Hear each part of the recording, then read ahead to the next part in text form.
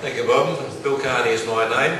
For those of you people who are worried about the transport situation, let's quote some of these misinformation things. It comes from the Gunns IIS, and it says every 2.27 minutes there will be a log truck going up either the west or the east Tamar.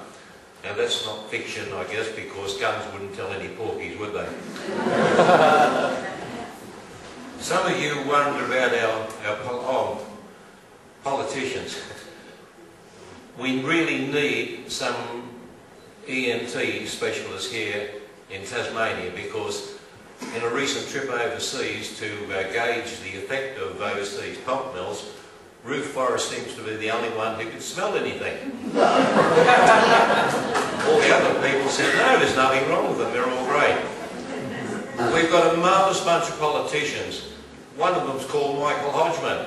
A great guy, he's very literate. I got a letter back from him when I sent a fairly lengthy letter asking for some explanations of some of the points that I was concerned about. And his one sentence reply was, I voted in favour of it because I voted for it because I'm in favour of it. But that's what you expect from our dear Michael.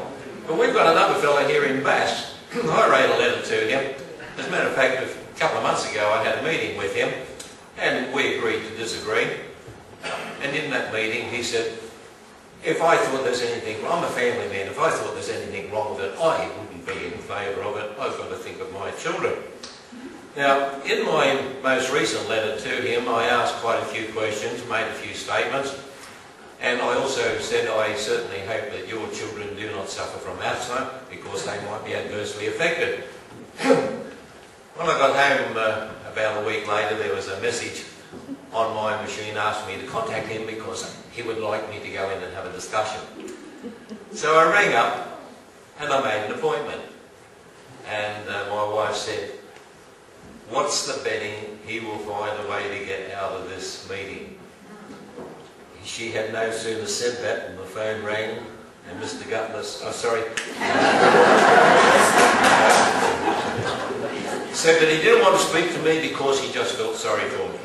And of course, I had another look at the letter and I quoted from every point that I made. I had references from the RPDC, Gunns IIS statement, Hansard, and all these other sources, including his own comments about his own family. He said he was upset with me by drawing his family into it.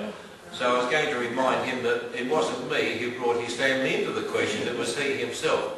But again, he was unwilling to speak to me. And that, unfortunately, is the standard of 90% of our so-called representatives here in Tasmania. And I think if you want to do something about it, you've got to get rid of them.